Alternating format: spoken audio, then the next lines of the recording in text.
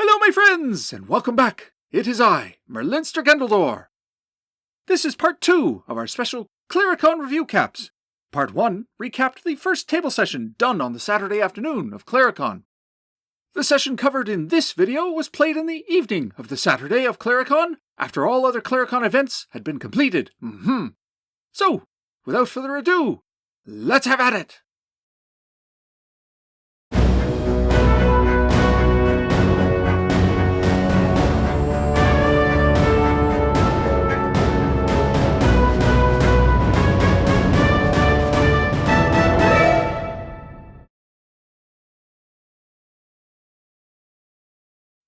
As always, the action is recreated using the Order of the Stick Monster for Every Season cutout minis. Again, a note to attendees that minis used at the table may differ in the recap. Unlike the afternoon session, this table was lighter on PCs with only 4 in attendance. They were General Nut returning as Bill, Chaotic Fighter, level 4. Sam returning as Opus, Lawful Cleric of Foltus, level 3. And joining them are Neil as Baildor Thunderforge, Lawful Dwarf, level 2. And Kevin as Shays, Chaotic Magic User, level 2. At the Traveller's Inn, days after the rescue of Lady Sylvia, the majority of the group as well as the NPC Mungo Chubb have departed to escort Lady Sylvia back to the capital. 2 of the mercenaries remain behind, the Fulton Cleric Opus and the warrior Bill. The notoriety of their recent accomplishment has attracted the attention of 2 new allies, Baildor Thunderforge, your typical gruff dwarven warrior, and Shays, a flamboyant magic user who clearly resents going to wizard school instead of becoming a bard. The team discusses plans, but the Fulton Church wants Oliver and Bolg brought to justice and have tasked Opus with the job. Since they are lighter on numbers, they decide that extra muscle is necessary, and the outgoing Shays makes a scene, drawing attention to himself. It works, however, and the group is able to attract 2 retainers, Marco and Rumi. There is a back and forth in negotiation, but ultimately they secure the retainers by offering each a half share, as well as provided gear and 1 gold piece per day. After some conference, the team decides that their plan is to return to the Temple of Grumpsh to find evidence of Oliver's whereabouts, that being his last known location. After leaving the keep, it doesn't take long for the team to realize they have no guide, and they are making their way through unfamiliar territory. Nonetheless, they proceed. Fortune, aka the Dice, is with them, and they arrive at the old watchtower, which Opus and Bill recall as the first landmark. At the tree line, however, they hear something crashing through the wilderness up ahead. A massive giant emerges from the tree line some distance away, carrying a deer whilst beating it into submission. He notices the group and drops the deer, reaching for a large rock to hurl. The team quickly withdraws into the cover of the woods. The giant doesn't pursue, and when the coast is clear, they move on. Memory serves the 2 who had previously come this route, and they find the entrance to the temple. They form up and creep into the cave, which gives way to the orcish construction. They note that it's warm, with an almost steamy quality, a detail that Opus and Bill hadn't noted before. But there was so much else going on. Now, however, in the quiet, it seems more prominent. Baildor assumes there's a natural spring somewhere in the complex, not unusual for creatures like orcs to build in such places. The team moves through the complex, going slow and cautious, but there's no sign of anyone or anything. They find goblin barracks, along with many bodies of goblins. Shays examines them, finding their throats slit, guessing that they were killed in their sleep. Pushing forth, though starting to suspect that this is a wild goose chase, the team hears soft hissing. Could it be steam or something else? The dwarf looks back the way they came, seeing movement at the edge of the team's light. A large lizard-like humanoid, though it stays back in the shadow. He notes this to the others, who keep their guard up. The group is at a junction with a door up ahead. They move through the door into a bedroom. There are no articles of interest to be found in the room itself, though a search of the walls does reveal a hidden doorway. They move through it into a massive space, which Bill and Opus recognize as the room where they previously fought the owlbear. Some remains of the carcass can still be seen. On the opposite wall of the room, they find another secret door, Again, one that Bill and Opus recognize as the entry the goblins showed them when they were first there.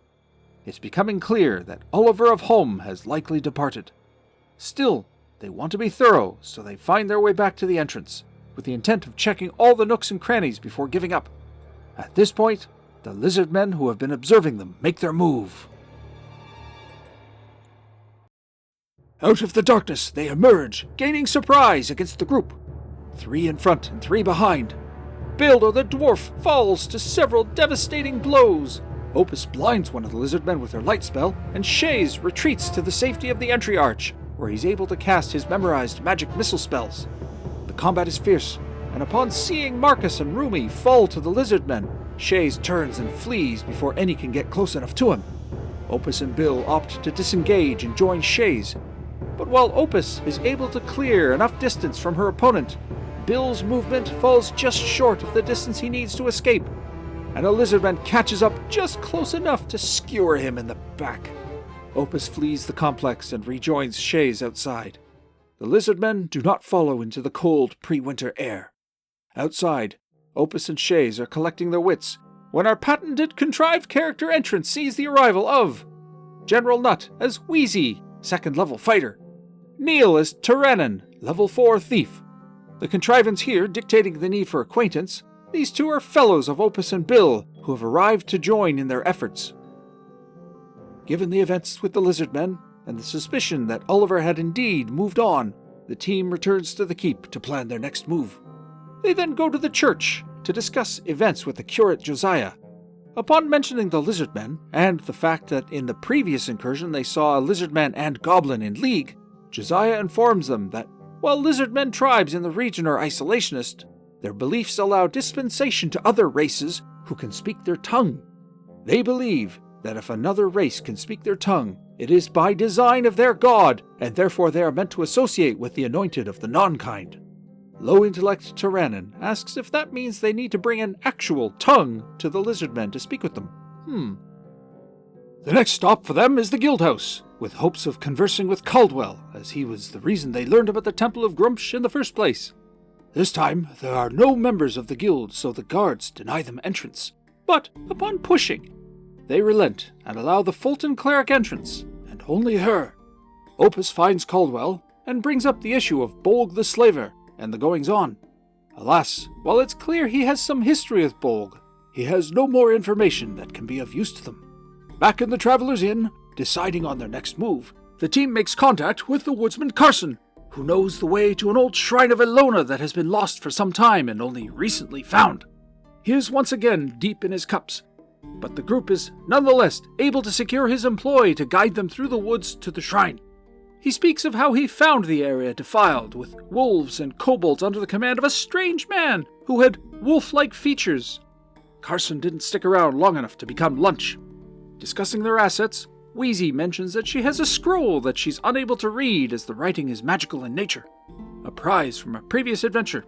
Shays and Wheezy make a deal for future compensation if he can have the scroll right now, as he'll be able to decipher the text. The next day, using Read Magic, he finds that there are 2 castings of Magic Missile and 1 casting of Read Magic on the scroll. The following day, after a total of 2 days rest and recuperation, the team meets up with the now-sober Carson, whose expert skills guide them through the woods to the recently rediscovered Shrine of Ilona. The structure is small, not a sprawling complex by any stretch, and sits in an area clear of trees some 100 feet from the tree line. The group watches the area, and soon enough, they see 2 wolves patrolling around the exterior of the building. The group notes that this is strange behavior for wolves. Wheezy creeps forward with some jerked meat from her iron rations and attempts to lure them over.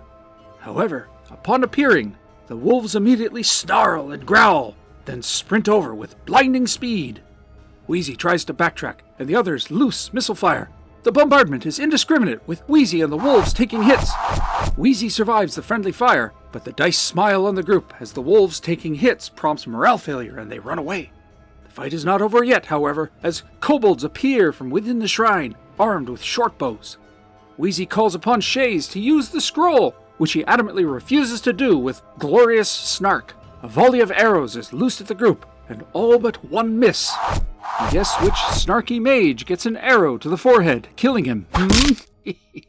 Wheezy scrambles over to Shaze's corpse to recover the scroll. A volley of 6 arrows falls all around her, missing entirely. She grabs the valuable scroll, and the group flees. In the real world, it is now past midnight. The events of CleriCon have worn everyone out. So upon the group's return to the keep, the session here concludes.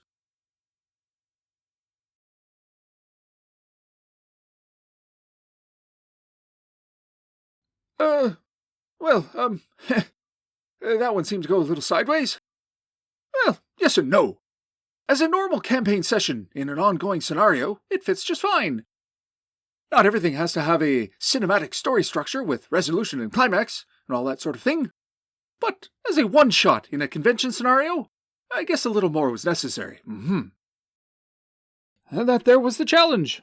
In an effort to maintain the open-world player-driven style that this campaign is known for, there was a plan to allow for that.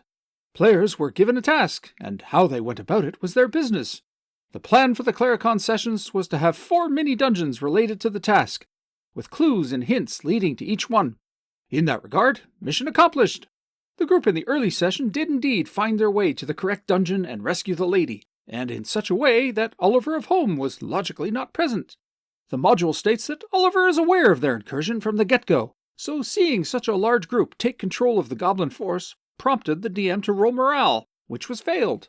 So Oliver bailed out. That left Oliver conveniently at large as a task for Session 2, and his new location was decided by the DM. But, alas, the players chose another route. I think the big error on the DM's part here was once again being coy with some of the information. The players logically chose to return to the scene of the crime where Oliver might be found, but it had been decided by the DM that, given that the jig was up, he had already departed. I feel in retrospect that providing intel off the top, making it clear that going back would be fruitless so they move forward to new locations, would have been the right move. Live and learn. A bit of a gaffe on the DM's part here. But again, that stems completely from his usual style of play, where time isn't as much of a factor. One-shots are a completely different beast, and it's good to be reminded of that once in a while.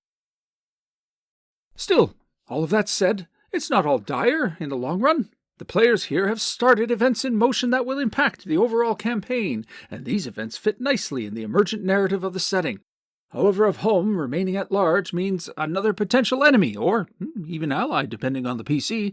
So who knows what will come of that? I want to heartily thank all of the players who came to the Mage's Musings table for CleriCon 2023. I sincerely hope you had a good time when all is said and done, and I hope to see you again. With Father Aaron's announcement of CleriCon 2024 coming at the end of October, Mage's Musings will be running another table at the event, which will once again share the continuity of the ongoing Old School Essentials campaign. I hope to see some familiar faces back, along with new recruits. With all of the time between now and then, I wonder what quests will creep up, and what tasks will need to be accomplished by prospective players.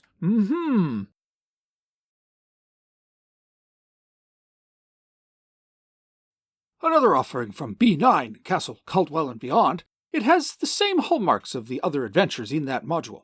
A great core setup that needs a little tinkering, but ultimately plays very well and can be slipped into any ongoing narrative. Of course, here the exploration fell a little to the non-standard side of things, where the group in the previous session had succeeded in rescuing the lady, and this session's group was basically exploring a largely abandoned complex. The classic trope of the kidnapped maiden is there, a small dungeon with palpable threats, but unlike the monsters presented in the other B9 scenario, Dungeon of Terror, their presence is justified well enough. The layout is simple, easily explored by parties, and there's even plenty of room to roleplay with the opponents instead of just butchering them. Monsters include goblins, lizardmen, and as you saw, the owlbear, and of course Oliver of Home, a magic user with both invisibility potions and a sleep spell at his disposal, among other things, making him a potentially dangerous foe for many parties.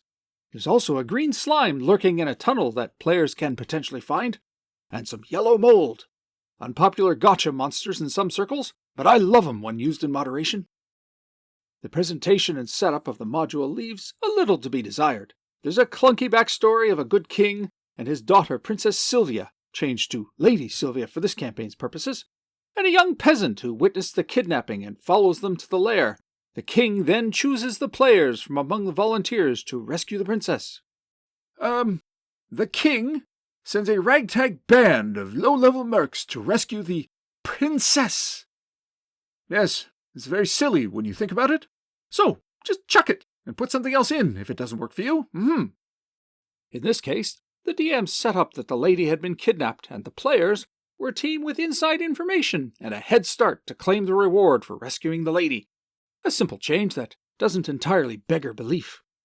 But the horrid writing of the setup aside, the scenario is immensely playable, with challenge and good loot. Another one I recommend from B9. I give it a solid B.